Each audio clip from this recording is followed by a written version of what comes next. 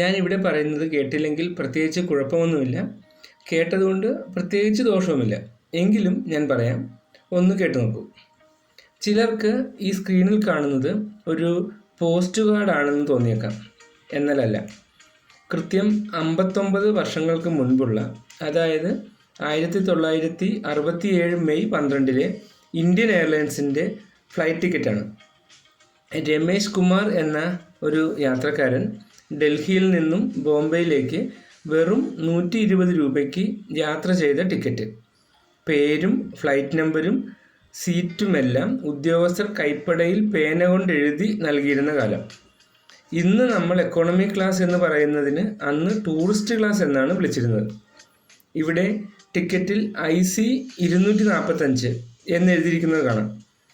IC എന്നുള്ളത് അന്ന് Indian എയർലൈൻസിൻ്റെ IATA കോഡായിരുന്നു.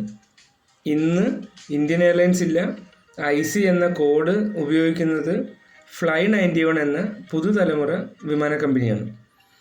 അന്ന് വിമാനയാത്ര ചെയ്യണമെങ്കിൽ ഏതെങ്കിലും ഒരു ട്രാവൽ ഏജൻസിയിൽ നേരിട്ട് പോയി വേണം ടിക്കറ്റ് എടുക്കാൻ.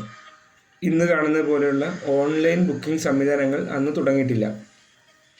ഇതുപോലെ പേന കൊണ്ട് എഴുതി നൽകിയ ടിക്കറ്റുമായി ഈ വ്യോമപാതയിലൂടെ ഒരുപാട് വിമാനങ്ങൾ യാത്ര ചെയ്ത് ഇന്ന് 2026 എത്തി നിൽക്കുമ്പോൾ സർവം ഡിജിറ്റൽ മയം.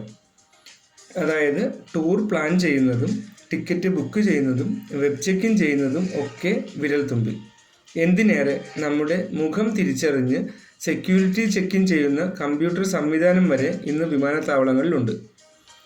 വ്യോമയാന രംഗത്ത് വിപ്ലവകരമായ മാറ്റങ്ങൾക്കാണ് കഴിഞ്ഞ 1-2 പതിറ്റാണ്ടുകൾ സാക്ഷ്യം വഹിച്ചത്. അന്നും ഇന്നും ഈ ടിക്കറ്റ് ഉണ്ട്. പക്ഷേ അന്ന് പേപ്പർ ടിക്കറ്റും ഇന്ന് ഈ ടിക്കറ്റും ആണെന്ന് മാത്രം. അതായത് ഇന്നത്തെ ഈ ടിക്കറ്റ് ഇലക്ട്രോണിക് ടിക്കറ്റാണ്. ഇന്ത്യൻ എയർലൈൻസ് എന്ന് കേൾക്കുമ്പോൾ എനിക്ക് വ്യക്തിപരമായി വലിയൊരു അഭിമാനമുണ്ട്. കാരണം 2006 ഞാൻ എൻ്റെ കരിയർ ആരംഭിക്കുന്നത് ഇന്ത്യൻ എയർലൈൻസിൻ്റെ കോൾ സെൻറ്ററിലായിരുന്നു. 2006 ഇന്നത്തെ പോലെ മൊബൈൽ ഫോൺ അത്രയൊന്നും പ്രചാരത്തിലില്ലായിരുന്ന കാലം. SMS-ഉം ഇമെയിലും ഒക്കെ അന്ന് കുട്ടികളാണ്. 2-3 വർഷം കഴിഞ്ഞിട്ടാണ് വാട്സാപ്പ് ജനിക്കുന്നത് പോലും. അക്കാലത്ത് കോൾ സെൻറ്ററിലെ ഞങ്ങളുടെ ജോലി വലിയൊരു ഉത്തരവാദിത്തമായിരുന്നു. ഓരോ ഫ്ലൈറ്റിലുമുള്ള 200ഓളം വരുന്ന യാത്രക്കാരുടെ ബുക്കിംഗ് ഞങ്ങൾ ഓരോന്നായി പരിശോധിക്കും. യാത്ര ഉറപ്പാക്കാനുള്ള റീകൺഫർമേഷൻ കോളുകൾ, ടിക്കറ്റ് നമ്പർ ഇല്ലാത്ത ബുക്കിംഗ് ക്യാൻസൽ ആകുമെന്ന് ട്രാവൽ ഏജൻസികളെ നേരിട്ട് വിളിച്ചറിയിക്കുന്ന കോളുകൾ, ഫ്ലൈറ്റ് വൈകുമ്പോഴും റദ്ദാക്കുമ്പോഴും യാത്രക്കാരെ നേരിട്ട് വിളിച്ച് അറിയിക്കൽ, അങ്ങനെ ടെൻഷൻ നിറഞ്ഞ എന്നാൽ വലിയ ഉത്തരവാദിത്തമുള്ള ജോലിയായിരുന്നു.